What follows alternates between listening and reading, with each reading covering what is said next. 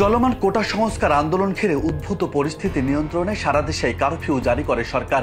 যদিও প্রতিদিন কয়েক ঘন্টার জন্য কারফিউ শিথিল করা হচ্ছে, তবে আন্দোলন আতঙ্কের পাশাপাশি কবে নাগাদ কারফিউ শেষ হবে তা নিয়ে বেশ আগ্রহ দেখা গেছে মানুষের মাঝে। মানুষের সেই আগ্রহের সিদ্ধান্ত জানা যাবে আজ। কারফিউ কবে ওঠানো হবে সে বিষয়ে শনিবার সিদ্ধান্ত আসতে পারে বলে জানিয়েছে স্বরাষ্ট্রমন্ত্রী আসাদুজ্জামান খান কামাল। শুক্রবার রাতে চলমান পরিস্থিতি নিয়ে সাংবাদিকদের সঙ্গে আলাপকালে তিনি এসব কথা বলেন। স্বরাষ্ট্রমন্ত্রী বলেন, কারফিউ শিথিল করা যায় কিনা আমরা দেখছি। পুলিশ, বিজিবি, সেনাবাহিনী কাজ করছে। জনজীবন স্বাভাবিক না হওয়া পর্যন্ত একটু অপেক্ষা করতে হবে, জনগণকে ধৈর্য ধরতে হবে। কোটা সংস্কার আন্দোলনকে কেন্দ্র করে পরিস্থিতি স্বাভাবিক রাখতে সারা দেশে 19 জুলাই দিবাগত রাত 12টায় কারফিউ জারি করে সরকার। এ সময় সেনাবাহিনীও মোতায়েন করা হয়। পরবর্তীতে নির্ধারিত সময়ের জন্য কারফিউ শিথিল করা হলেও এখনই পুরোপুরি তুলে নেওয়া হয়নি।